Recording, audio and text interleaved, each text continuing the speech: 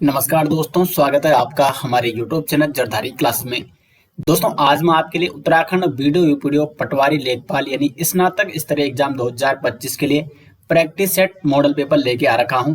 ये हमारा आज का प्रैक्टिस सेट 1 है।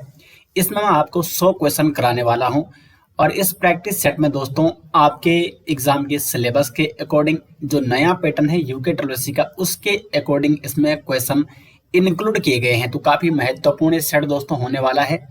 और दोस्तों, यदि आपको इसी प्रकार के 10 practice set plus 6 previous year video Patwari Lekhpal exam के पेपर जो इससे पहले हो रखे हैं, यानी टोटल 16 प्रैक्टिस सेट चाहिए, 16 मॉडल पेपर चाहिए उत्तराखंड वीडियो पटवारी लेखपाल एग्जाम 2025 के लिए, तो लिंक आपको मिल जाएगा वीडियो के डिस्क्रिप्शन में। क्योंकि दोस्तों एग्जाम बहुत ही नजदीक है और अब आपने जितना पढ़ा हुआ है उस पर उसका रिवीजन आपको करना है, रिवीजन पे विशेष ध्यान देना है और अधिक से अधिक आपको प्रैक्टिस करनी है। तो एग्जाम के लास्ट टाइम प्रैक्टिस पर जरूर ध्यान दें। और यदि आप उत्तराखंड वीडियो एग्जाम के लिए प्रैक्टिस सेट लेना चाहते हैं, मॉडल पेपर लेना चाहते हैं, तो लिंक आपको मिल जाएगा वीडियो के डिस्क्रिप्शन में। तो शुरू करते हैं दोस्तों आज की वीडियो। पहला क्वेश्चन है दोस्तों, जिन ध्वनियों की गणना न स्वर में की जाती है न व्यंजन में की जाती है उसे कहते हैं।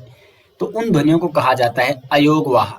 ए ऑप्शन हो जाएगा सही आंसर। अयोगवाह ध्वनियां कौन होती है? दो होती है दोस्तों अयोगवाह ध्वनियां। एक होता है अनुस्वर जिसको हम कहते हैं अं, और एक होता है विसर्ग। तो अनुस्वर और विसर्ग ये दो ध्वनियां जिनको अयोगवाह ध्वनियां कहते हैं और इनकी गणना न स्वरों में की जाती है और न ही व्यंजनों में। दूसरा ऑप्शन यहाँ पे अंतःस्थ। तो अंतःस्थ क्या होते हैं? ये व्यंजन होते हैं 4, या, रा, ला और वा। 4 व्यंजन कई बार एग्जाम में पूछे जाते हैं जिनको अंतःस्थ व्यंजन कहते हैं। उसके बाद अनुनासिक, जिनका उच्चारण मुंह और नाक से होता है उन्हें कहते हैं अनुनासिक। तो पहले का ए ऑप्शन हो जाएगा सही आंसर। क्वेश्चन नंबर 2 है यहाँ पे, नीर भरी नित्य प्रतिरहें तव ना प्यास बुझाए पंक्ति में कौन सा अलंकार है? विभावना, उपमा, अतिशयोक्ति या विशेषोक्ति। सही आंसर हो जाएगा डी ऑप्शन, विशेषोक्ति अलंकार हो जाएगा दोस्तों यहाँ पे सही आंसर। क्योंकि देखो यहाँ पे विशेषोक्ति अलंकार की विशेषता क्या है? जहां पर कारण के रहते भी कार्य नहीं होता है। अब इसका अर्थ समझो। अलंकार में सबसे पहले आपको दी गई पंक्ति का अर्थ समझना होता है। नीर भरे नित, नीर मतलब होता है आंसू, तो आंसू भरे, नित यानी निरंतर, निरंतर अश्रु भरे हुए हैं, सजल हो रखी है आंखें यानी जल के समान अश्रु भरे हैं। तव ना प्यास बुझाए, फिर भी प्यास नहीं बुझ रही है।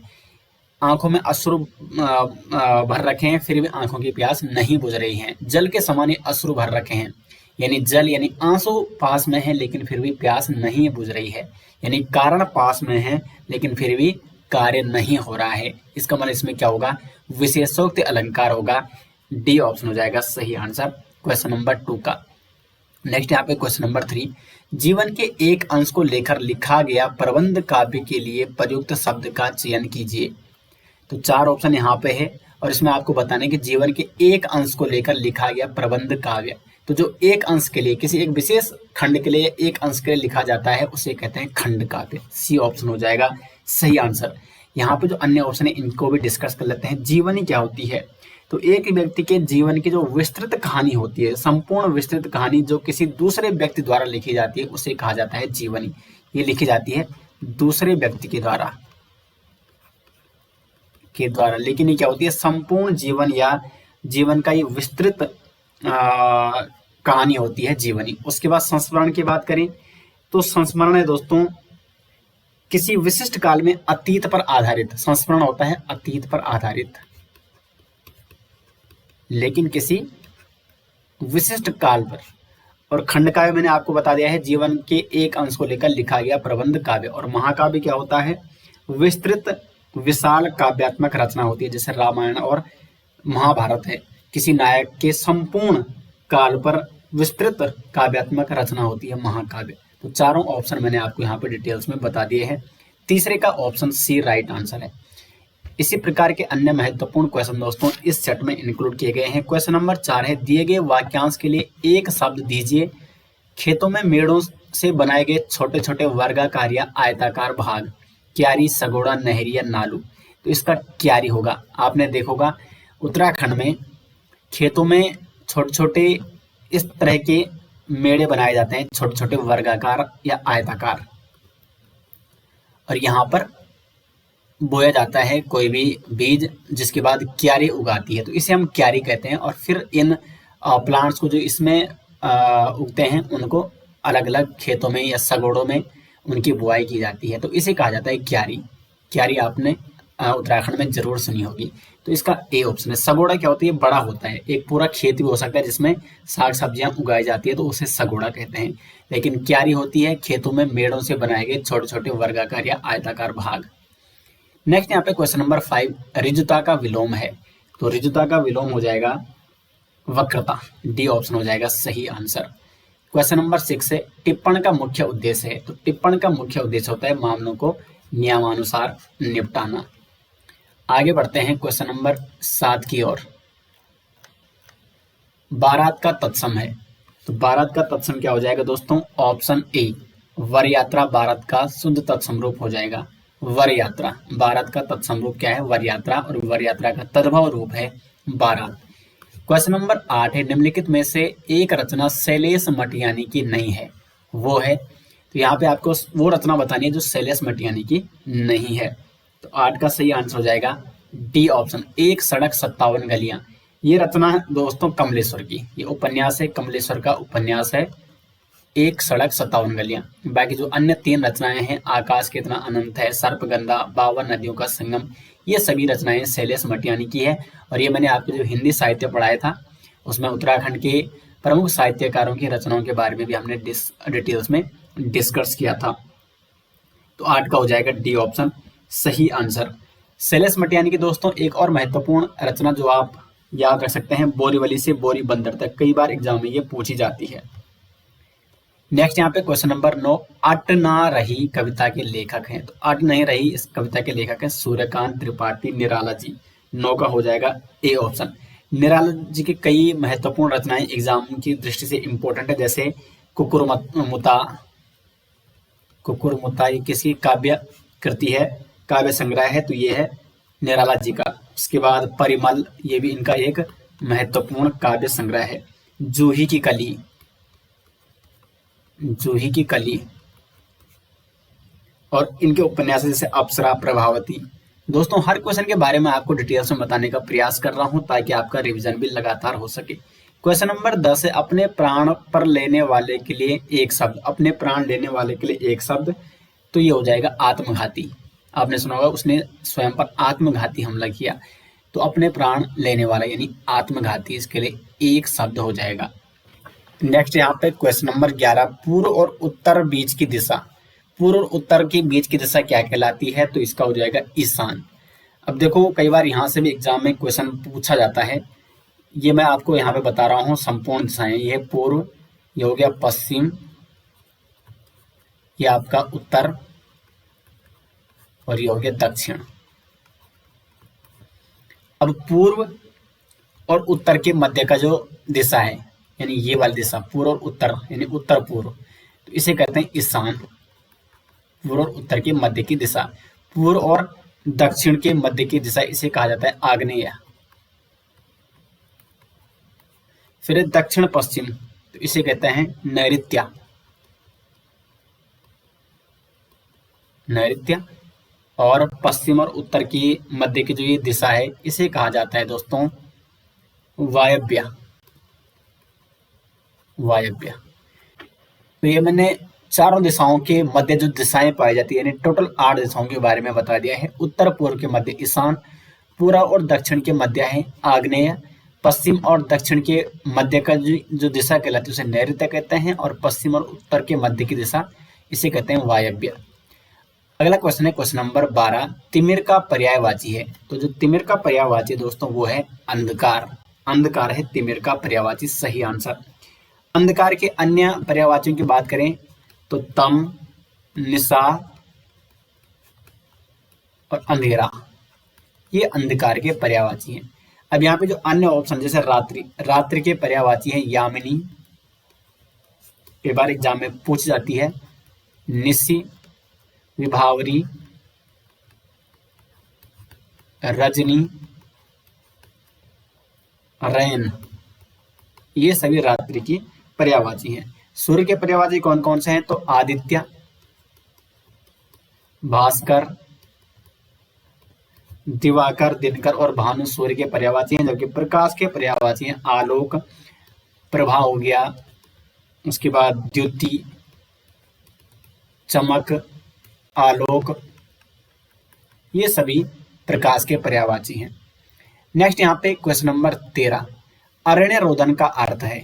तो अरण्य रोदन का अर्थ होता है व्यर्थ में अपनी विपदा सुनाना। सी ऑप्शन हो जाएगा यहाँ पे सही आंसर। अरण्य रोदन का अर्थ है व्यर्थ में अपनी विपदा सुनाना, ये इसका सही आंसर है।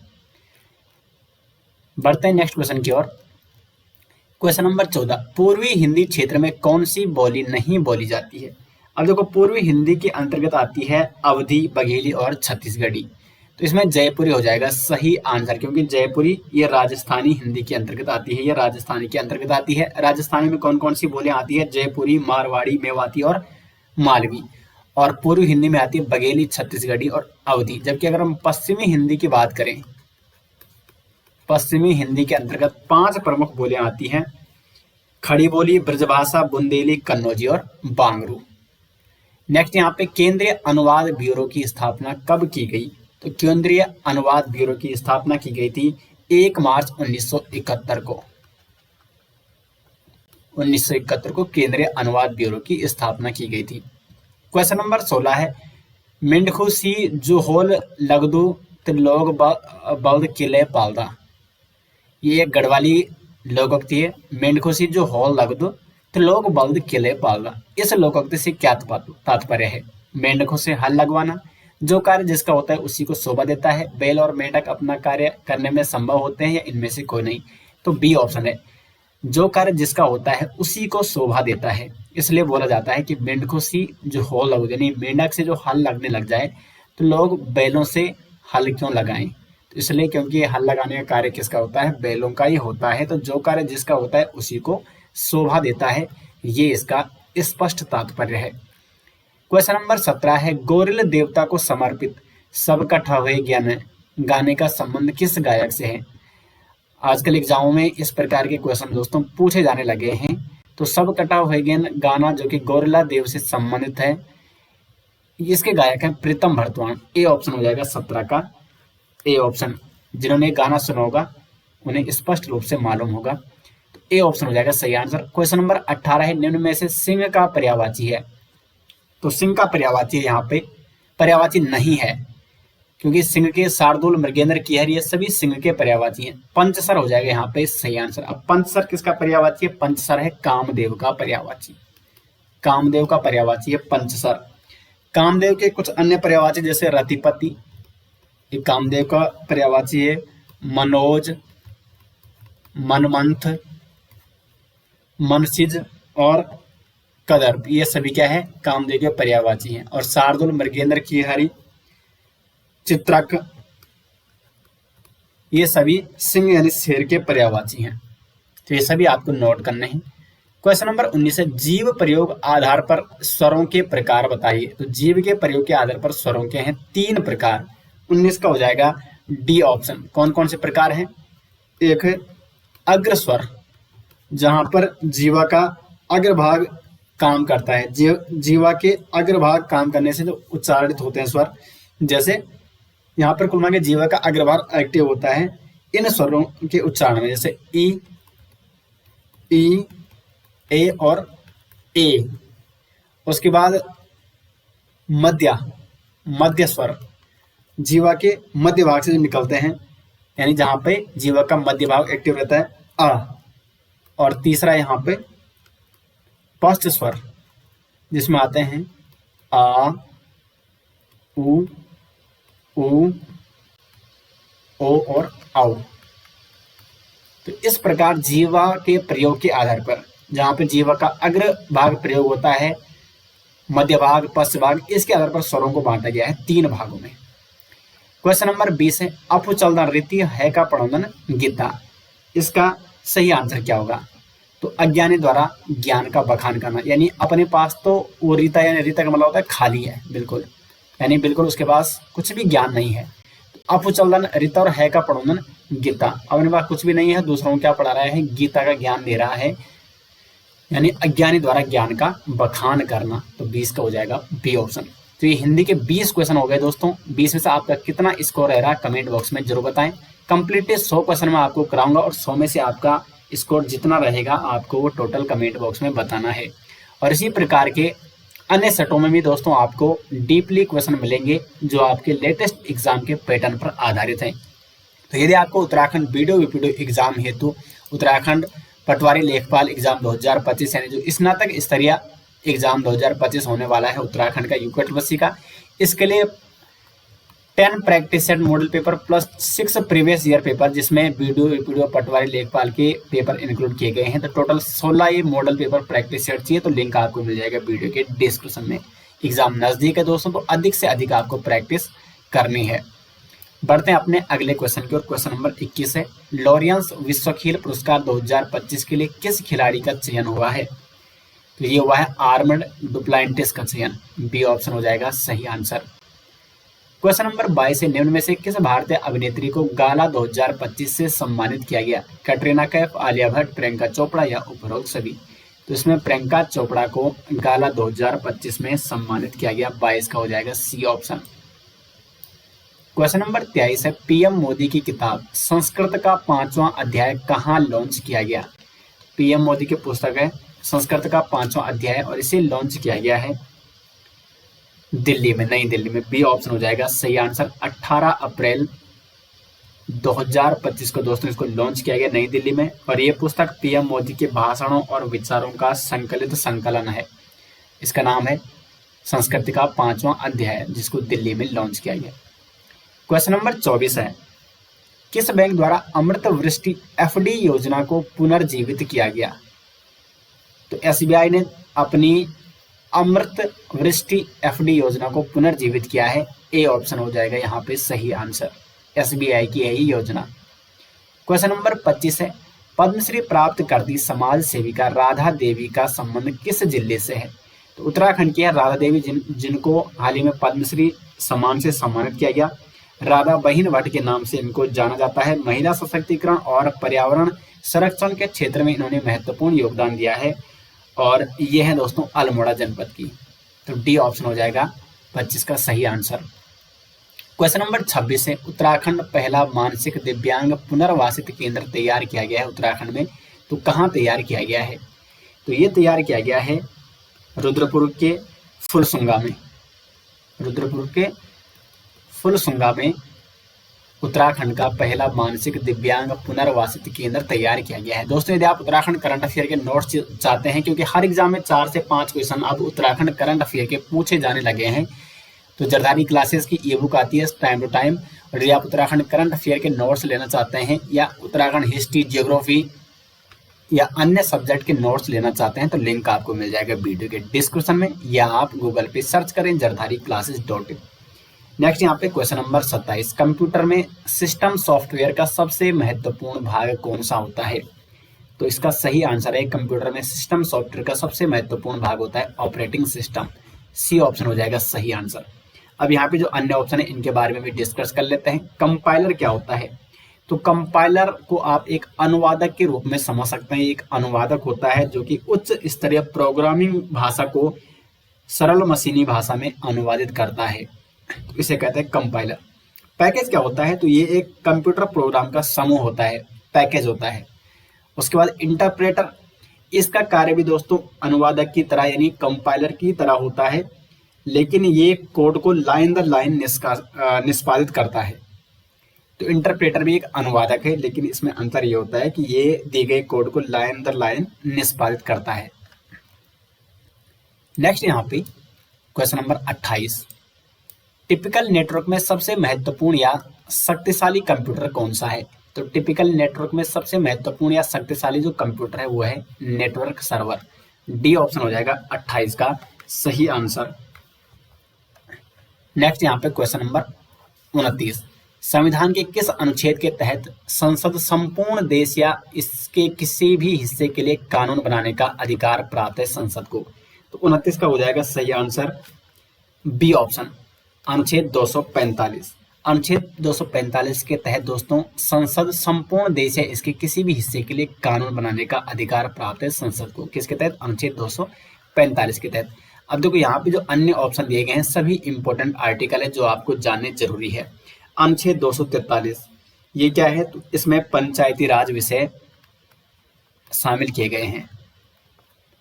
पंचायती राज के विषय इसमें शामिल किए गए हैं अनुच्छेद 243 में। अनुच्छेद 244 इसमें SC/ST क्षेत्रों के प्रशासन के विषय संबंधी उपबंध है। SC/ST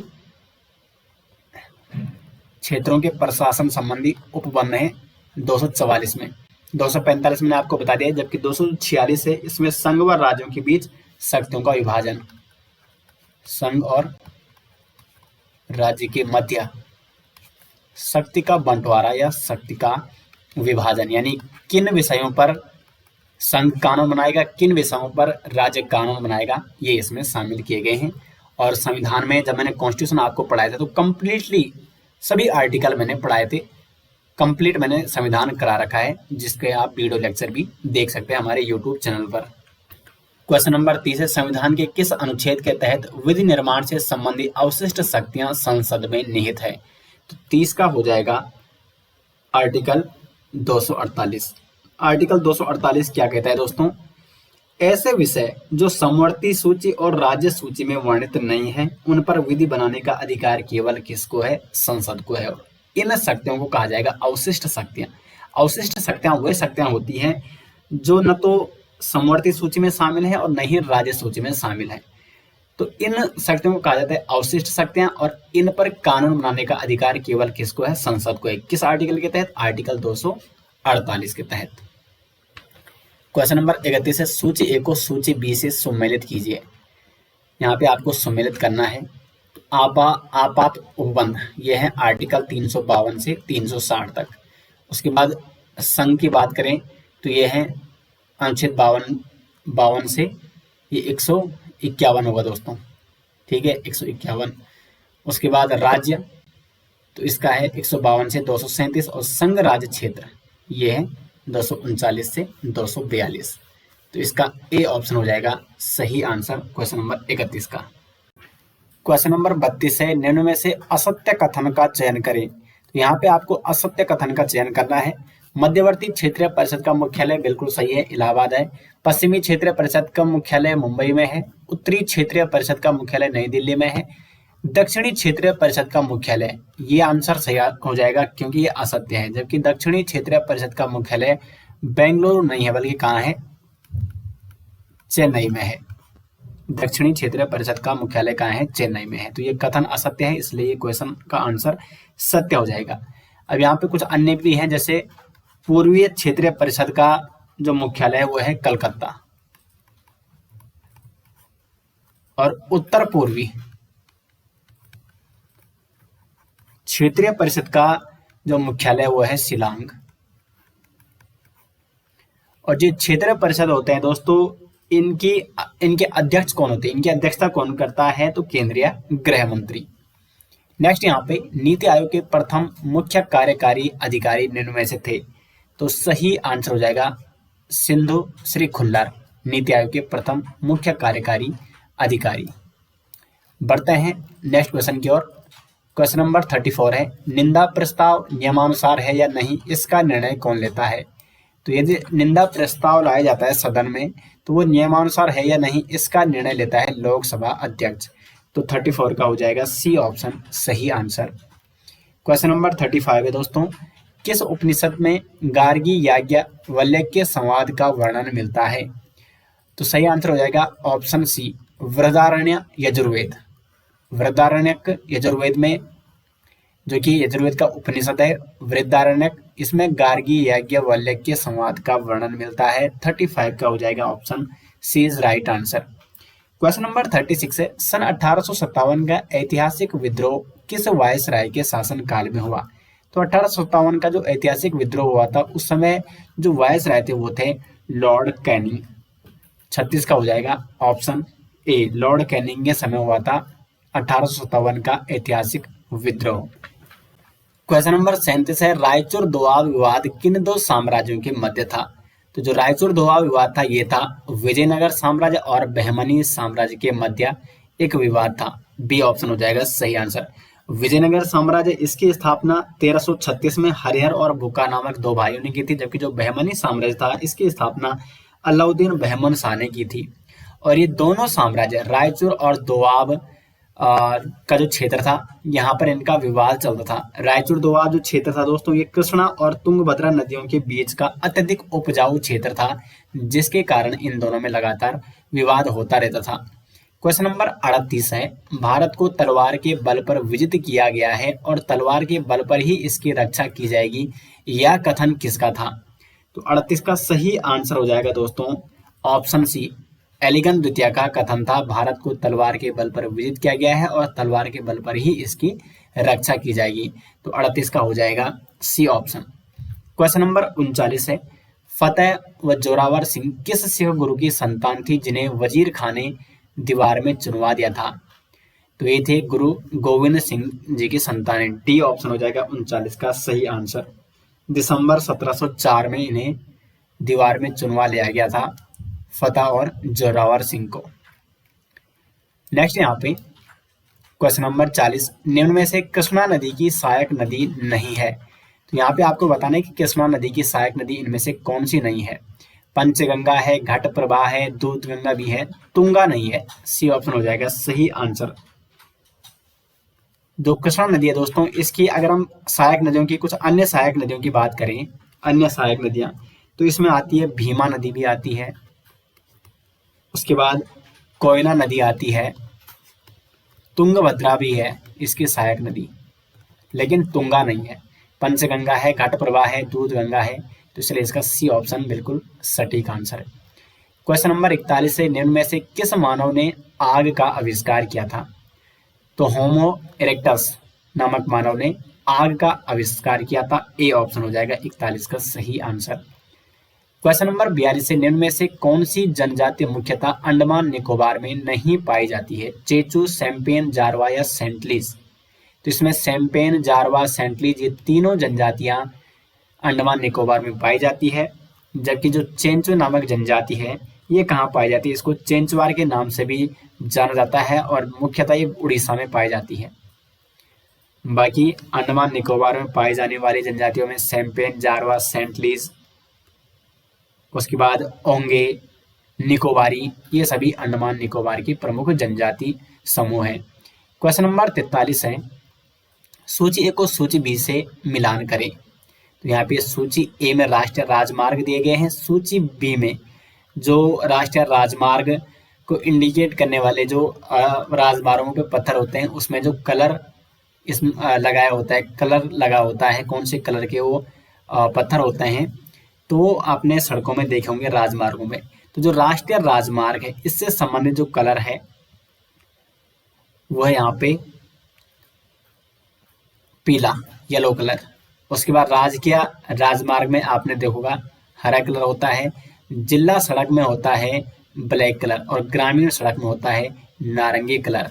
तो यहाँ पे बी ऑप्शन 43 का हो जाएगा सही आंसर। सड़क किनारे लगे पत्थरों में इस प्रकार के पत्थर और इसमें कलर इंक्लूड किए रहते हैं। तो जो राष्ट्रीय राजमार्ग होते हैं वहाँ पे हमेशा आप यहाँ पे येलो कलर देखेंगे। उसके बाद जो राजकीय राजमार्ग होंगे वहाँ पे आप यहाँ पे देखेंगे ग्रीन कलर, यहाँ पे होगा येलो। ये नेशनल हाईवे और ये है स्टेट हाईवे। उसके बाद जिला सड़कों में ब्लैक कलर होगा और ग्रामीण सड़कों में नारंगी। तो बी ऑप्शन हो जाएगा सही आंसर। क्वेश्चन नंबर 44 है, वस्तुएं एवं मजदूरी मॉडल किस पंचवर्षीय योजना में अपनाया गया था? तो वस्तुएं और मजदूरी मॉडल ये अपनाया गया था 7वीं पंचवर्षीय योजना में। इसका डी ऑप्शन हो जाएगा 44 का सही आंसर। क्वेश्चन नंबर 45 है, भारतीय लघु उद्योग विकास बैंक की स्थापना कब की गई?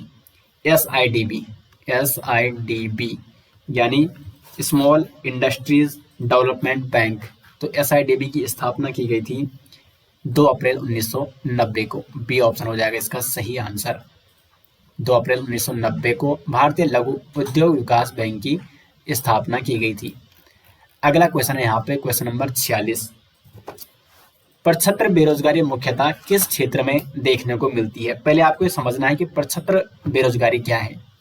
सिंपल शब्दों में आपको समझाने का प्रयास करता हूं। तो प्रछत्र बेरोजगारी होती है आवश्यकता से अधिक लोग जहाँ पे कार्यरत होते हैं वहां पे होती है प्रक्षत्र बेरोजगारी। यानी यहाँ पर बेरोजगारी होती है लेकिन दिखती नहीं है, क्योंकि यहाँ पे उत्पादकता बिल्कुल शून्य होती है। एक ही कार्य में कई लोगों के लगे रहने के कारण उत्पादकता शून्य होती है, और ये मिलती है कृषि में। आपने देखोगा, अपने क्षेत्र में आपने देखोगा, कृषि क्षेत्र में एक ही परिवार के कई सदस्य लगे रहते हैं।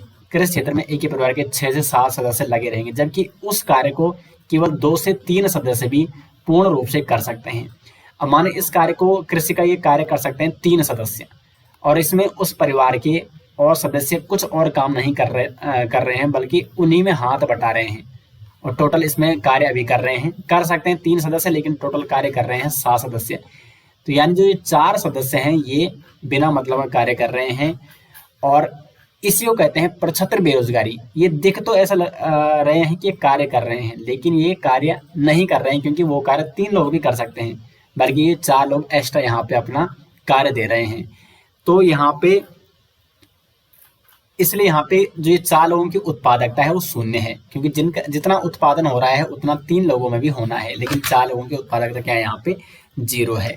तो इसलिए जहाँ पे प्रक्षत्र बेरोजगारी होती है वहां पर आवश्यकता से अधिक लोग जिस क्षेत्र में कार्य करते हैं और उत्पादकता शून्य होती है उसे कहा जाता है प्रक्षत्र बेरोजगारी, और ये कृषि में देखने को मिलती है भारत में। 46 का हो जाएगा ए ऑप्शन। नेक्स्ट यहाँ पे 47, अर्थशास्त्र की दुर्लभता संबंधित परिभाषा दी गई है। तो ये दी गई है प्रोफेसर रॉबिन्स के द्वारा। बी ऑप्शन हो जाएगा 47 का सही आंसर। क्वेश्चन नंबर 48 है, संयुक्त राष्ट्र संघ के किस सम्मेलन में इसके चार्टर का निर्माण हुआ था? तो संयुक्त राष्ट्र संघ के जो चार्टर का निर्माण हुआ था वो होता सैन फ्रांसिस्को सम्मेलन। बी ऑप्शन हो जाएगा सही आंसर। 26 जून 1945 को ये सम्मेलन हुआ था, 1945 को सैन फ्रांसिस्को में। उसके बाद ये लागू होता है 24 अक्टूबर 1945 को, और जब 24 अक्टूबर 1945 को ये चार्टर लागू किया जाता है तो इसी दिन फिर संयुक्त राष्ट्र संघ यानी यूएन की स्थापना भी की जाती है। तो संयुक्त राष्ट्र संघ की स्थापना कब हुई? 24 अक्टूबर 1945 को, क्योंकि इसी दिन इसका चार्टर लागू किया गया था। जबकि इस चार्टर को का निर्माण कब किया गया था? 26 जून 1945 को सैन फ्रांसिस्को सम्मेलन में। तो ये भी आपको नोट करना है, कई बार एग्जाम में क्वेश्चन पूछा जाता है। क्वेश्चन नंबर 49 है, विश्व में सर्वाधिक लवणता निम्न में से किस में पाई जाती है? मृत सागर में पाई जाती है विश्व में सर्वाधिक लवणता। और ये मृत सागर कहाँ है दोस्तों? ये है दक्षिण पश्चिम एशिया में, इजराइल और जॉर्डन के मध्य स्थित है मृत सागर, जहाँ पे सर्वाधिक लवणता पाई जाती है। क्वेश्चन नंबर 50 है, शक्ति पृथक्करण सिद्धांत के प्रतिपादक हैं। तो सही आंसर हो जाएगा मोंटेस्क्यू। ये एक फ्रेंच दार्शनिक थे मोंटेस्क्यू, और इनकी पुस्तक थी spirit of laws. Spirit of laws, इस पुस्तक में इन्होंने शक्ति का पृथक्करण सिद्धांत दिया था। क्या था ये सिद्धांत? तो इन्होंने कहा था कि जो शक्ति है उसको कार्यपालिका, न्यायपालिका और विधायिकी में बांट देना चाहिए। शक्ति विभाजन का ये सिद्धांत इन्होंने दिया था मोंटेस्क्यू ने, जो कि एक फ्रेंच दार्शनिक थे। दोस्तों 50 क्वेश्चन यहाँ पे हो चुके हैं। आपको अभी तक ये क्वेश्चन कैसे लग रहे हैं कमेंट बॉक्स में लगातार कमेंट बॉक्स में अपने राय आपको जरूर देनी है कि 100 जो क्वेश्चन मैंने यहाँ पे आपको बताए हैं इन क्वेश्चन का लेवल आपको कैसा लगा, और 100 में से कितने क्वेश्चन आपको आ रहे हैं। और इसी प्रकार के सभी जो मॉडल पेपर आपके लिए बनाए गए हैं उत्तराखंड बीडीओ पटवारी लेखपाल एग्जाम के लिए 10 मॉडल पेपर आपके लिए बनाए गए हैं, सभी में इसी प्रकार के महत्वपूर्ण क्वेश्चन इंक्लूड किए गए हैं। तो यदि आप इसका पीडीएफ चाहते हैं तो लिंक आपको मिल जाएगा वीडियो के डिस्क्रिप्शन में, और इसमें +6 प्रीवियस ईयर पेपर भी ऐड कर रखे हैं। टोटली 16 सेट हैं। तो उत्तराखंड बीडीओ पटवारी लेखपाल स्नातक स्तरीय एग्जाम के लिए प्रैक्टिस सेट पीडीएफ का लिंक आपको मिल जाएगा वीडियो के डिस्क्रिप्शन में, या आप jardhariclasses.in सर्च भी कर सकते हैं। क्वेश्चन नंबर 51 है यहाँ पे, चंद्रवंश के समय कुमैया खिल्लत थी। तो चंद्रवंश के समय जो कुमैया खिल्लत थी, ऑप्शन यहाँ पे उपाधि, एक प्रकार का आभूषण, एक प्रकार की पोषक, या इनमें से कोई नहीं। तो ये थी एक प्रकार की पोषक जो किसी वीर पुरुष को दी जाती थी, कुमैया खिल्लत। और चंद्रवंश में इसका विवरण मिलता है जब ज्ञानचंद ने अपने सेनापति नीलू कटायत को कुमैया खिल्लत दी थी। किसने दी थी? ज्ञानचंद ने अपने सेनापति नीलू कटायत को। तो इसका सी ऑप्शन हो जाएगा सही आंसर। नेक्स्ट यहाँ पे दोस्तों यू कटलर्सी में उत्तराखंड काफी डीपली पूछा जाता है, तो उसी लेवल के आपके लिए यहाँ पे एग्जाम इस प्रैक्टिस सेट में क्वेश्चन इंक्लूड किए गए हैं। तो क्वेश्चन नंबर 52 है, निम्न कथन का सटीक कारण का चयन करें। कथन है यहाँ पे ध्यानचंद, जिसको उद्यान चंद भी कहा जाता है, द्वारा चंपावत में बालेश्वर मंदिर का जीर्णोद्धार करवाया गया था। कारण है डोटी को दास्ता से मुक्ति दिलाने हेतु, और कारण बी है ज्ञानचंद के पापों से प्रायश्चित से मुक्त होने के लिए। तो उपरोक्त कथन का सटीक विश्लेषण करके आपको उत्तर देना है। तो ध्यानचंद ने, जिसको ध्यानचंद के नाम से भी जाना जाता है, चंपावत में बालेश्वर मंदिर का जीर्णोद्धार इसने कराया था। लेकिन इसका जो कारण था दोस्तों वो ऑप्शन ए नहीं है, क्योंकि देखो डोटी नरेशों से तो वैसे भी चंद वंश की क्या थी, दुश्मनी थी। तो डोटी को दास्ता से मुक्त दिलाने हेतु तो इसमें कोई इसका संबंध नहीं है। ज्ञानचंद के पापों से प्रायश्चित से मुक्त होने के लिए ध्यानचंद द्वारा चंपावत में बालेश्वर मंदिर का जीर्णोद्धार करवाया गया था। कारण बी इसका सटीक आंसर है, इसलिए इसका डी ऑप्शन हो जाएगा सही आंसर। कारण बी सटीक कारण है, क्योंकि ज्ञानचंद का पुत्र था ध्यानचंद, जिसने अपने पिता के द्वारा किए गए कार्यों के प्रायश्चित से मुक्ति होने के लिए चंपावत में बालेश्वर मंदिर का जीर्णोद्धार कराया था। इसका उल्लेख कई जगह मिलता है। क्वेश्चन नंबर 53 है, खैरागढ़ संधि किस डोटी शासक व चंद शासक के मध्य हुई थी। तो जो खैरागढ़ की संधि है ये हुई थी चंद शासक उद्योतचंद और डोटी शासक देवपाल के मध्य। उद्योतचंद का जो समकालीन डोटी शासक था वो था देवपाल, और इनकी आपस में कई लड़ाइयां भी हुई थी। तो 1688 में यह संधि हुई थी, जिसको खैरागढ़ संधि के नाम से जाना जाता है। और इसमें डोटी नरेश देवपाल ने उद्योतचंद को कर देना स्वीकार किया था। तो चंद शासक था उद्योतचंद और डोटी नरेश था देवपाल। नेक्स्ट यहाँ पे स्टाम्प पेपर पर शुल्क निर्धारित किस कमिश्नर ने किया था। तो ये क्या था, ट्रेल ने, कमिश्नर ट्रेल ने। 54 का हो जाएगा डी ऑप्शन। ट्रेल के द्वारा कुछ अन्य कार्य इसने किया था, पटवारी पद का सृजन। उसके बाद इसने आबकारी विभाग कुमाऊं में स्थापित किया था, और हरिद्वार बद्रीनाथ केदारनाथ जाने वाली सड़क का निर्माण कई बार एग्जाम में पूछा जाता है, उसका निर्माण भी किसने किया था, कमिश्नर ट्रेल के शासनकाल में हुआ था। क्वेश्चन नंबर 55 है, चंदवंश में पवीला का संबंध है। तो चंदवंश में पवीला होता था एक दास्तकार। क्वेश्चन नंबर 56 है, मोलाराम ने किस नेपाल शासक को दानवीर कर्ण की उपाधि दी। तो मोलाराम ने रणजोर थापा को दी थी दानवीर कर्ण की उपाधि। सी ऑप्शन हो जाएगा क्वेश्चन नंबर 56 का सही आंसर। क्वेश्चन नंबर 57 है, इंपीरियल सफरमैन सेना का गठन किसने किया। तो इंपीरियल सफरमैन सेना का गठन किया था टिहरी नरेश कीर्तिशाह ने। सी ऑप्शन हो जाएगा 57 का सही आंसर। कब किया था इन्होंने इस सेना का गठन, 1907 में टिहरी इंपीरियल सफरमैन पलटन स्थापित की गई थी टिहरी रियासत में। कीर्तिशाह के शासनकाल के कुछ अन्य घटनाओं की बात करें तो 1898 में इन्होंने टिहरी में घंटा घर की स्थापना की थी। टिहरी में बैंक ऑफ गढ़वाल की स्थापना भी कीर्तिशाह के शासनकाल में हुई थी, और इनको component of India, night commander और KCSI की उपाधियां भी दी गई थी ब्रिटिश सरकार की तरफ से कीर्तिशाह को। नेक्स्ट यहाँ पे सूची ए को सूची बी से मिलान करें। यहाँ पे लेखक है और ये यहाँ पे पुस्तक, तो यहाँ पे आपको मिलान करना है। तो यहाँ पे देखो, वास्तु शिरोमणि ग्रंथ मैंने दोस्तों आपको एक कंप्लीट बता रखे हैं जब मैंने आपको इंडियन हिस्ट्री पढ़ाई थी, और मैंने इसकी मैराथन वीडियो भी डाली है इंडियन हिस्ट्री की, उसको भी आप जरूर देखें। और यदि आप इंडियन हिस्ट्री के नोट्स लेना चाहते हैं तो उसका लिंक भी आपको मिल जाएगा वीडियो के डिस्क्रिप्शन में। तो वास्तु शिरोमणि ग्रंथ यह है कवि शंकर की रचना। यहाँ पे ये क्या हो जाएगा, ये आपका ये पुस्तक है, ठीक है, इधर हो गया ये, और ये है लेखक। तो वास्तु शिरोमणि ग्रंथ है कवि शंकर की। उसके बाद जय विजय नाटक ये किसका है, ये है भवानी दत्त का। कीर्ति विलास ये किसका है, ये है सदानंद डबराल का। और फतेह शाह कर्ण ये है जटाधर मिश्र का। तो इसका सटीक आंसर है 58 का बी। ए का 4, बी का 1, सी का 2 और डी का 3। बी ऑप्शन हो जाएगा इसका सटीक आंसर। क्वेश्चन नंबर 59 है, टिहरी राज्य में प्रजामंडल की स्थापना कब हुई। तो टिहरी में प्रजामंडल स्थापित किया गया था 23 जनवरी 1939 को। बी ऑप्शन हो जाएगा सही आंसर। क्वेश्चन नंबर 60 है, यहाँ पे गोरखा काल में जागजा कहा जाता है। तो गोरखा काल में दो प्रकार की सेना होती थी। स्थायी सेना जिसको जागजा कहा जाता था यानी कार्यरत सैनिक, और एक होती थी अस्थायी सेना जिसको कहा जाता ढांचा। तो ढांचा होती थी, ये अस्थायी सेना होती थी, और जो स्थायी सेना यानी जो कार्यरत सैनिक होते उन्हें जागजा कहा जाता था। तो ए ऑप्शन हो जाएगा सही आंसर। क्वेश्चन नंबर 61 की ओर बढ़ते हैं। निम्न शासकों को क्रमशः लगाकर सही विकल्प का चयन करें। तो क्रम में आपको लगाना है। तो यहाँ पे खरपरदेव, कल्याण राज, त्रिभुवन राज्य। खरपरदेव वंश के सभी शासक हैं जिसका संस्थापक था खरपरदेव, और उसके बाद इसका पुत्र कल्याण राज, और उसके बाद त्रिभुवन राज शासक बनते हैं। तो ये सही क्रम है। यहाँ पे बसंत देव, त्रिभुवन राज और कल्याण राज का क्रम सही नहीं है क्योंकि त्रिभुवन राज इसमें पहले दिया गया है। तो ए ऑप्शन यहाँ पे बिल्कुल क्या है, सही क्रम है। ये क्रम भी बिल्कुल सही नहीं है। तो ए ऑप्शन यहाँ पे सही हो जाएगा। क्वेश्चन नंबर 62 है। कुनिंद राजवंश के संबंध में कौन सा कथन सही नहीं है? सही नहीं है ये आपको बताना है।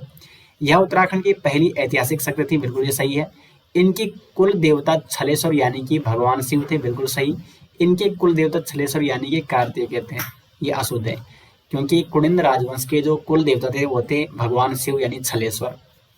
भगवान शिव ये इनके देवता थे, कार्तिकेय इनके कुल देवता नहीं थे, तो इसलिए ये कथन सही नहीं है। तो सी ऑप्शन हो जाएगा राइट आंसर 62 का।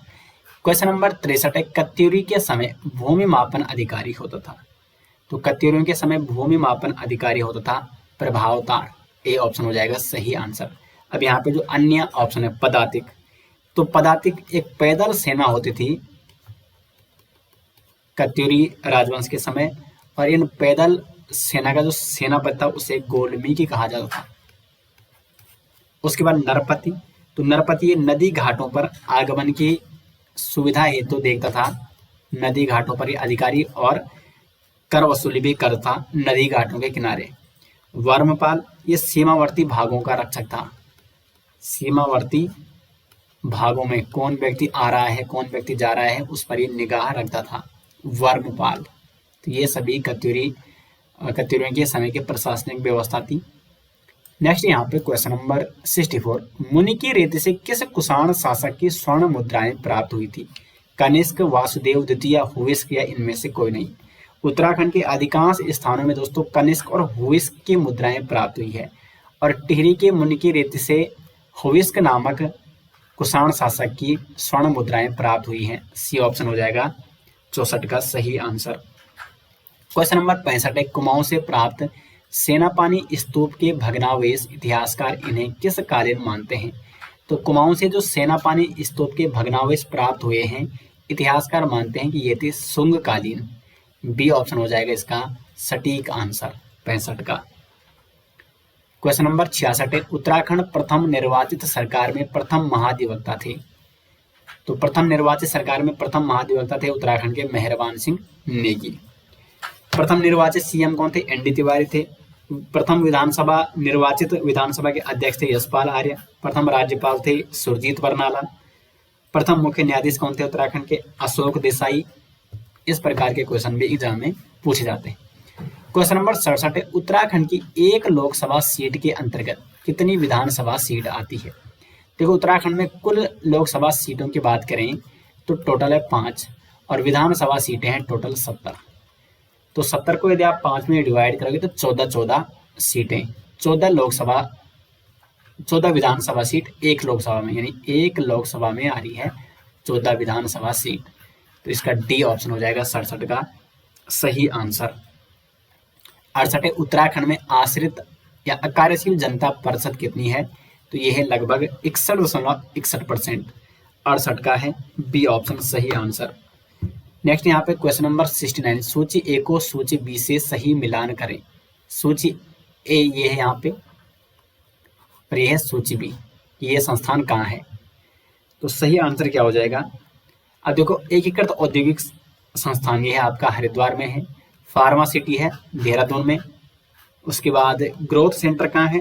तो ये है कोटद्वार में, और IIE फेज 2 है सितारगंज में। यानी इसका सही ऑप्शन है ऑप्शन सी। ए का 3 है, बी का 1 है, सी का 2 है और डी का 4 है। तो सी ऑप्शन हो जाएगा 69 का सही आंसर। क्वेश्चन नंबर 17 में से राज्य में सूती वस्त्र उद्योग की मिलें किस जिले में नहीं है? तो इसका सही आंसर हो जाएगा हरिद्वार में नहीं है। बाकी देहरादून, उधमसिंह नगर और नैनीताल में सूती वस्त्र उद्योग की मिलें पाई जाती है। 71 है, उत्तराखंड आयुर्वेद विश्वविद्यालय कहाँ स्थित है? तो उत्तराखंड आयुर्वेद विश्वविद्यालय है देहरादून में। सी ऑप्शन हो जाएगा सही आंसर, और इसकी स्थापना 2009 में की गई थी। उत्तराखंड आयुर्वेद विश्वविद्यालय की स्थापना देहरादून में 2009 में की गई थी। 71 का हो जाएगा सी ऑप्शन। क्वेश्चन नंबर 72 है, निम्न योजनाओं में प्रारंभ वर्ष तिथि किस विकल्प में सही नहीं है? तो यहाँ पे तिथि और वर्ष दिए गए हैं और साथ में योजनाएं दी गई हैं, तो आपको बताना है कि कौन सा सम्मिलित नहीं है। तो देखो, महालक्ष्मी कल्याण योजना ये जुलाई 2021 में शुरू की गई थी। मुख्यमंत्री सशक्त बहना उत्सव योजना 22 अगस्त 2021, ये शुद्ध मिलान नहीं है।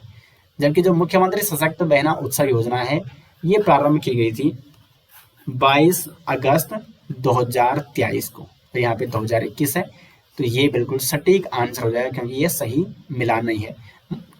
मुख्यमंत्री लखपत दीदी योजना 4 नवंबर 2023 और मुख्यमंत्री घसियारी कल्याण योजना 25 फरवरी 2021, बाकी सही सभी क्या है, सम्मिलित हैं। तो बी ऑप्शन हो जाएगा। क्वेश्चन नंबर 73 है, निम्न में से कौन सा ताल उत्तरकाशी में नहीं है? रोहिसाड़ा ताल, काकभूषणी ताल, लामा ताल या केदार ताल? काकभूषणी ताल ये उत्तरकाशी में नहीं है क्योंकि ये कहाँ है आपका, ये है चमोली में। बाकी अन्य सभी ताल उत्तरकाशी में स्थित है। क्वेश्चन नंबर 74 है, निम्नलिखित कथनों को पढ़कर सही कथन पहचान करें। कथन 1 है, काली नदी कुमाऊं की सबसे लंबी नदी, बिल्कुल सही है। कथन 2 है, जौलजीबी काली व गोरी का संगम होता है जौलजीबी में, बिल्कुल दोनों सही है। तो यहाँ पे 1 और 2 दोनों सही हो जाएगा। डी ऑप्शन हो जाएगा दोस्तों सटीक आंसर। क्वेश्चन नंबर 75 है, निम्नलिखित बुग्यालों में से किसको पर्यटन मानचित्र पर लाने का श्रेय चंद्रप्रभा एतवाल को जाता है? तो चंद्रप्रभा एतवाल को दयारा बुग्याल को मानचित्र पर लाने का श्रेय जाता है। दयारा बुग्याल कहाँ है? ये दोस्तों उत्तरकाशी में, उत्तरकाशी में स्थित है दयारा बुग्याल। और चंद्रप्रभा एतवाल, इनका जन्म धारचूला पिथौरागढ़ में हुआ था और ये हैं पर्वतारोही। 1981 में अर्जुन पुरस्कार से इन्हें सम्मानित किया जा चुका है। 76 है, क्रीम रंग का भारी व सशक्त प्रकार का चूना पत्थर का भंडार स्थित है। मंदराम क्षेत्र, वारकोट क्षेत्र, मसूरी क्षेत्र, और डी ऑप्शन है इसका इनमें से कोई नहीं, तो ये है मसूरी क्षेत्र में स्थित। सी ऑप्शन हो जाएगा सही आंसर। नेक्स्ट यहाँ पे नेक्स्ट बढ़ते हैं। 77 है, ये राष्ट्रीय कृषि बाजार के अंतर्गत निम्न में से कौन सी मंडी सम्मिलित नहीं है? काशीपुर, हरिद्वार, सितारगंज या किच्छा? तो 77 का ऑप्शन हो जाएगा सही आंसर काशीपुर। ये राष्ट्रीय कृषि बाजार की बात करें तो ये राष्ट्रीय कृषि बाजार में अभी तक उत्तराखंड की 20 मंडियों को शामिल किया गया है। इसमें सर्वप्रथम 2017 में दोस्तों 5 मंडियां स्थापित की गई थी, जिसमें हरिद्वार, काशीपुर, किच्छा, सितारगंज और गदरपुर, ये 5 मंडियां 2017 में शामिल की गई थी। तो इसमें हरिद्वार, सितारगंज और किच्छा, यानी ये तीनों इस 5 में शामिल हैं, जो कि 2017 में ये राष्ट्रीय कृषि बाजार में शामिल की गई थी। उसके बाद 2018 में लगभग 11 मंडियों को शामिल किया गया था और 2023 में 3 मंडियों को शामिल किया गया था, जिसमें लक्सर, भगवानपुर और नरेंद्रनगर की मंडियां सम्मिलित थी। तो टोटल अभी वर्तमान में ये राष्ट्रीय कृषि बाजार में उत्तराखंड की 20 मंडियां सम्मिलित की गई हैं। तो इसमें काशीपुर नहीं है। ए ऑप्शन हो जाएगा इसका सही आंसर। 78 उत्तराखंड में कृषि योग्य भूमि का प्रतिशत कितना है? तो ये है अभी 13%। सी ऑप्शन हो जाएगा सही आंसर। 79 है, जौनसारी लोग रंग बिरंगी ऊन से बनी जूतियों को कहते हैं। तो 79 का जो सही आंसर है वो है आल। डी ऑप्शन हो जाएगा यहाँ पे सही आंसर। कुछ अन्य अगर हम परिधानों की बात करें तो झगा ये होती है महिला कुर्ती पजामा, ढांट ये होता है रुमाल जो कि महिलाएं प्रयोग करती हैं, डिगुबा ये होता है जौन सारे पुरुष ऊनी कोट और पजामा। तो ये कुछ प्रमुख परिधान हैं जो कि जौन सारे लोगों के द्वारा प्रयोग किए जाते हैं। क्वेश्चन नंबर 80 है, निम्न में से कौन सा विरह गीत नहीं है? लाली गीत, चौमासा, थड़िया या सचना? तो इसमें देखो थड़िया गीत ये एक नृत्य गीत है, थड़िया गीत जो कि एक नृत्य गीत है, थड़िया एक नृत्य भी होता है। बाकी अन्य तीनों क्या हैं? विरह गीत हैं। 81 दिए गए युग्मों में से सही युग्म का चयन करें। एक शेर 8 मुट्ठी के बराबर, एक पाथा 2 कुड़ी यानी 2 केजी के बराबर होता है। आपने गांव में देखोगा पाथा, तो वो लगभग 2 केजी के बराबर होता है, जिसको 2 कुड़ी कहा जाता है। और एक बिसत बराबर 20 कुड़ी यानी 20 केजी। तो ये तीनों क्या है दोस्तों? सही युग्म सम्मिलित हैं। तो उपरोक्त सभी सत्य हो जाएगा। 81 का हो जाएगा डी ऑप्शन। 82 निम्न में से सम्मिलित नहीं है। आपको ये बताना है कि सम्मिलित इनमें से कौन सा नहीं है। तो देखो रिंगाल, किमोना, बमोसा, फलकाटा बिल्कुल सही है। इसका वैज्ञानिक नाम है ये। भांग का वैज्ञानिक नाम है कैनाबिस सटाइवा। चीड़, चीड़ यहाँ पे क्या है? सही सम्मिलित नहीं है, क्योंकि चीड़ का जो वैज्ञानिक नाम है वो है पाइनस रोक्सीबर्गी। पाइनस RGHI रोक्सीबर्ग, ये क्या है? चीड़ का वैज्ञानिक नाम है। और यहाँ पे है मायरिका एस्कुलेटा जो कि सम्मिलित नहीं है। तो सी ऑप्शन हो जाएगा सही आंसर। और कंडालिका है आर्टिका डायोक। 83 है, किस भारतीय को सर्वप्रथम रॉयल जियोग्राफिकल सोसाइटी स्वर्ण पदक प्राप्त हुआ? पंडित नैन सिंह रावत को सर्वप्रथम रॉयल जियोग्राफिकल सोसाइटी स्वर्ण पदक से सम्मानित किया गया था। बी ऑप्शन हो जाएगा सटीक आंसर। नेक्स्ट दोस्तों यहाँ पे 84 वर्ष 1935 ईस्वी में स्थापित बाल सभा के संस्थापक थे। सत्य प्रसाद रतूड़ी, ए ऑप्शन हो जाएगा सही आंसर। इन्होंने बाल सभा की स्थापना की थी टिहरी में। 85 में केदारनाथ के रावल मुख्य पुजारी सम्मानित होते हैं। तो जो केदारनाथ के रावल होते हैं दोस्तों, ये है मैसूर के जांगम समुदाय से। बी ऑप्शन हो जाएगा 85 का सही आंसर। 86 से निम्न में से लुलेरा व गुलेरा घाटी में स्थित मंदिर है। लुलेरा और गुलेरा घाटियां हैं टिहरी के हिंडोला खाल क्षेत्र में। तो हिंडोला खाल में यहाँ पर एक पलेठी का सूर्य मंदिर, टिहरी का जो पलेठी का सूर्य मंदिर है ये कहाँ है? आपका हिंडोला खाल से लगभग 5 किलोमीटर दूर लुलेरा और गुलेरा घाटी में स्थित है। तो इसका सी ऑप्शन हो जाएगा सही आंसर। अब यहाँ पे अगर हम उत्तराखंड के अन्य सूर्य मंदिरों की बात करें, सूर्य मंदिर, तो इसमें सबसे महत्वपूर्ण आता है कटारमल। कटारमल सूर्य मंदिर का है दोस्तों, ये है अल्मोड़ा। उसके बाद है मडका सूर्य मंदिर, ये आता है पिथौरागढ़ में स्थित है मडका सूर्य मंदिर। खेती खान का सूर्य मंदिर ये है चंपावत के लोहा घाट में। और यहाँ पे एक ऑप्शन है राहु मंदिर, कई बार एग्जाम में पूछा जा सकता है। तो राहु मंदिर है उत्तराखंड के पौड़ी के पैठानी में। पैठानी में स्थित है राहु मंदिर, पौड़ी के पैठानी में। तो सभी मंदिरों के बारे में मैंने आपको यहाँ पे बता दिया है। 87 है, निम्न में से कुश्योल के बारे में कौन सा कथन सत्य है?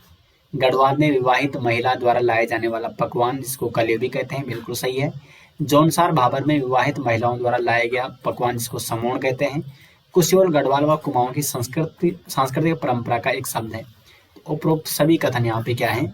बिल्कुल सत्य है। 88 निम्न में से सम्मिलित आभूषण नहीं है। फाक, हाथ, बुजनी, कान, सुदमन, ये सम्मिलित नहीं है, क्योंकि जो सुदमन है दोस्तों, सुदमन कहाँ पहना जाता है? ये पहना जाता है पैरों में, पैरों में। तो ये सम्मिलित नहीं है। और पौंटा भी पैर में ही पहना जाता है। तो इसका सी ऑप्शन हो जाएगा सटीक आंसर। क्वेश्चन नंबर 89, चौफला नृत्य की शैलियां हैं। तो चौफला नृत्य की 3 प्रमुख शैलियां हैं, खड़ा चौफला, मयूर चौफला, लालड़ी चौफला। ये तीनों क्या हैं? चौफला नृत्य की शैलियां हैं। तो उपरोक्त तो सभी हो जाएगा सटीक आंसर। क्वेश्चन नंबर 90 हो जाएगा, कबूतरी देवी किस जनपद की निवासी हैं? तो कबूतरी देवी दोस्तों एक लोक गायिका है, प्रसिद्ध लोक गायिका थी उत्तराखंड की, जिनका संबंध है चंपावत से। अब दोस्तों यहाँ पे अगले 10 जो क्वेश्चन है वो है रीजनिंग के, क्योंकि यूकेटीसी का जो पैटर्न है स्नातक स्तरीय एग्जाम का, उसमें 10 क्वेश्चन रीजनिंग के पूछे जाते हैं। तो 90 क्वेश्चन मैंने आपको बता दिए हैं। इन क्वेश्चनों का पैटर्न आपको कैसा लगा कमेंट बॉक्स में जरूर बताएं। और अगले 10 क्वेश्चन हम यहाँ पे करते हैं रीजनिंग के। टोटल 100 क्वेश्चन हो जाएंगे पहले सेट के, और यदि आपको दोस्तों इसी प्रकार के 10 प्रैक्टिस सेट चाहिए उत्तराखंड वीडियो पटवारी लेखपाल स्नातक स्तरीय एग्जाम 2025 के लिए, तो लिंक आपको मिल जाएगा वीडियो के डिस्क्रिप्शन में। क्वेश्चन नंबर 91 है, एक सटीक घड़ी सुबह 8 बजे दिखाती है। जब घड़ी दोपहर को 2 बजे दिखाती है तो घंटे की सुई कितने डिग्री घूमेगी। देखो सुबह के 8 बजे है, फिट 8 बजे है, उसके बाद घड़ी को देखा जाता है दोपहर 2 बजे। 8 बजे से लेकर 2 बजे, जब 2 बजी तो उस समय घंटे की सुई कितना डिग्री घूमी। तो जब 1 घंटा होता है तो घंटे की सुई घूमती है दोस्तों 30 डिग्री। 1 घंटे में घंटे की सुई घूमती है 30 डिग्री, और 8 से 2 के बीच हुए हैं 6 घंटे। तो 6 घंटे में पर घंटा का 30 डिग्री, तो 6 × 30 कितना हो जाएगा 180 डिग्री। तो डी ऑप्शन हो जाएगा इसका सही आंसर।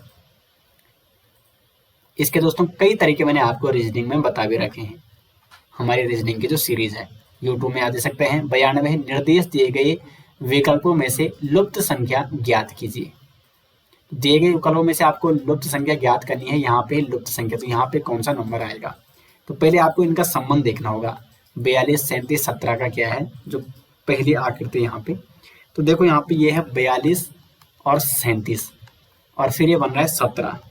तो ये कैसे बन रहा है 17, तो ये हो रहा है इसका पहला अंक 42 का पहला अंक 4 प्लस फिर ये 2 अंकों का मल्टीप्लाई यानी गुणा हो रहा है 2 गुणा 3, और फिर प्लस और लास्ट का जुड़ रहा है 7। तो कितना हो रहा है 4 + 6 + 7, ये हो रहा है 17। उसी प्रकार 11 और 84 का भी यही हो रहा है 1 प्लस फिर 2 का क्या हो रहा है गुणा हो रहा है, जो बीच की संख्या है 1 × 8 और फिर +4, तो इसका आ रहा है 8 और 1 9 4 13। तो उसी प्रकार हमें इसका भी करना है 7 4 9 3। तो पहले 7 फिर प्लस करना है, फिर इन दोनों को गुणा करना है 4 × 9 फिर प्लस लास्ट का क्या है 3। तो क्या हो रहा है ये 36 और 7 43 3 46। तो इसका हो जाएगा डी ऑप्शन, यानी यहाँ पे आ जाएगा 46। अगला है यहाँ पे 93। निर्देश दिया गया है कि कौन सी विकल्प में दी गई आकृति प्रश्न सूचक स्थान पर आएगी। यहाँ पे कौन सी आएगी, तो पहले देखो, पहले इसका संबंध देखें आप। ये घूम रही है एंटी क्लॉकवाइज, इसको देखो जब ये एंटी क्लॉकवाइज घूमता है तो ये आ जाएगा यहाँ पे, यानी ये बन रहा है ये देखो, क्योंकि इसमें ये था बाहर के लिए, इसमें केवल यही बाहर है, बाकी ये भी अंदर के लिए है, ये भी अंदर के लिए, ये भी अंदर के लिए, और इसमें भी 3 अंदर के लिए। अब इसको घुमाओ एंटी क्लॉकवाइज, इसको यदि हम एंटी क्लॉकवाइज घुमाएंगे तो ये आएगा यहाँ पे, यानी ये हो जाएगा ये ऐसा, फिर ये आएगा यहाँ पे, यानी ये ऐसा हो जाएगा, फिर ये हो जाएगा यहाँ पे, यानी ये बन जाएगा ऐसा, और ये बन जाएगा ऐसा। तो ये बन रहा है सी ऑप्शन, बिल्कुल सटीक आंसर 93 का हो जाएगा सी ऑप्शन। नेक्स्ट यहाँ पे 94। दी गई 4 आकृतियों में से सही आकृति कौन सी है। ये आकृति और इसका आपको जल प्रतिबिंब बताना है। ये यहाँ पे जल प्रतिबिंब है, तो यहाँ पे आपको इसका जल प्रतिबिंब बताना है। तो जब इसका जल प्रतिबिंब निकालेंगे तो ये हो जाएगा इसका उल्टा इस प्रकार से। और इसमें देखो केवल एक ही ऑप्शन है जिसका 9 का उल्टा बिल्कुल सटीक है, जल प्रतिबिंब ये वाला, बाकी सबका अपने आप ही हो जाएगा। ये ऐसा बन जाएगा, ये बन जाएगा, ये कुल मिला के इसका डी ऑप्शन बिल्कुल सटीक है। जल प्रतिबिंब आपको इसका देखना है, यानी पानी में कैसा दिखेगा ये जब यहाँ पे अगर जल रखेंगे। नेक्स्ट है दोस्तों यहाँ पे 95। 15 अगस्त 1947 को सप्ताह का कौन सा दिन था। ये कैलेंडर संबंधी प्रश्न है जो कि आपके एग्जाम में पूछा जाता है। तो ये आ रहा है शुक्रवार। 95 का बी। 96 किसी सांकेतिक भाषा में सिस्टर को 535301 लिखा जाता है, अंकल को लिखा जाता है 84670 और बॉय को लिखा जाता है 129। तो रस्टिक को उस कोड में कैसे लिखा जाएगा। अब यहाँ पे देखो रस्टिक में जितने भी ये कोड आ रखे हैं वो सभी कोड पहले ही इन कोड में सम्मिलित हैं। देखो आर किस में है, सिस्टर में है, और आर को सिस्टर में लिखा गया है SISTER लास्ट वाला है ना, तो 1 लिखा गया है। R को लिखा गया है 1। U किस में है? अंकल में है। U को लिखा गया है 8। फिर उसके बाद RUS, S किस में है? S इसी में है। तो S देखो यहाँ पे S को लिखा गया है 5, फिर I को 3 लिखा गया है और फिर S को 5 लिखा गया है। तो S है 5, S का कोड 5 है। उसके बाद है TER, T का कोड है 3, ST फिर I, यहाँ पे SIS है ना 535, तो I का कोड भी क्या है? 3 ही है। और फिर आया C, तो UNC 8 4 6, C का है 6। तो ये बन रहा है 18536, 18536 यानी बी ऑप्शन 96 बन रहा है। बी ऑप्शन सही आंसर। 97 है, एक पुरुष ने, ये यहाँ पे क्या है? एक पुरुष है, मेल है, ने एक फीमेल को, यानी जो महिला थी, फीमेल को कहा तुम्हारे इकलौते भाई, यानी इस फीमेल का जो इकलौता भाई है, भाई की बहन, तो इसकी बहन तो यही हुई, इकलौते भाई की बहन यही हुई, भाई की बहन मेरी माँ है। तो यानी इस मेल की ये महिला क्या हो गई? माँ हो गई। बताए कि उस औरत का पुरुष की नानी से क्या रिश्ता है। तो जो पुरुष की नानी है उसका इस औरत के साथ क्या संबंध होगा? ये नानी की क्या होगी? पुत्री होगी। तो इसका डी ऑप्शन हो जाएगा बिल्कुल सटीक आंसर। 98 है, 6 विद्यार्थी ABCDE और F एक कतार में खड़े हैं, B G और D के बीच में। अब देखो जो B है वो है G और D के बीच में। अब देखो G इसके लेफ्ट में भी हो सकता है और D इसके राइट में हो सकता है, लेकिन एक और प्राइट ये यहाँ पे कि D यहाँ भी हो सकता है और G यहाँ भी हो सकता है। E A और C के बीच में बैठा है। अब जो E है वो A और C के मध्य में बैठा हुआ है, लेकिन यहाँ पे A और C इस प्रकार हो सकता है, A यहाँ भी हो सकता है और C यहाँ भी हो सकता है। A F या D के बगल में खड़ा नहीं है। अब जो A है वो F या D के बगल में खड़ा नहीं है। तो माना हम यहाँ पे देखो, माना हम इसको D माने, हम इसको मानते हैं D, और यहाँ लेंगे फिर E A और C, और इसको हम मान लेते हैं D, इसका लेफ्ट साइड है B के, क्योंकि यहाँ तो D नहीं हो सकता है, D A के बगल में नहीं हो सकता, वो साफ साफ दिख रहा है। A F या D के बगल में नहीं है, तो F फिर कहाँ होगा? C D के बगल में नहीं है, C ये D के बगल में नहीं है, बिल्कुल दूर चला गया। बताया कि F निम्नलिखित में से कौन सा जोड़े के बीच है। अब देखो F A के बगल में भी नहीं हो सकता है, तो F होगा यहाँ पे D और B के मध्य, क्योंकि D और B और D के मध्य होगा, फिर B हो जाएगा इसका सटीक आंसर। क्वेश्चन नंबर 99 है, मोमबत्ती, मोम और कागज। मोमबत्ती जिस प्रकार मोम से संबंध है, यानी मोमबत्ती बनती है मोम से, तो कागज किससे बनता है? तो ये पल्प से बनता है, पल्प यानी लुगदी। तो इसका ए ऑप्शन हो जाएगा सटीक आंसर। क्वेश्चन नंबर 100 है, अंग्रेजी वर्णमाला में बाएं से 12वें अक्षर के दाएं और 8वां अक्षर कौन सा होगा। यानी अंग्रेजी वर्णमाला की बात करें तो पहला है ए, 5वां है ई, और जे आता है 10वें नंबर पे, वो आता है 15 नंबर पे, और 20वें नंबर पे आता है टी। वैसे भी हमें अंग्रेजी वर्णमाला में बाएं से 12वां और 12 + 8 यानी 20वां अक्षर चाहिए, तो इसका टी ऑप्शन टी हो जाएगा सही, यानी डी ऑप्शन टी वो 8वां अक्षर है। तो दोस्तों ये 100 क्वेश्चन मैंने आपको करा दिए हैं, इसकी आंसर के यहाँ पे आप देख सकते हैं, प्रत्येक सेट की इसी प्रकार की आंसर के नीचे दी गई है।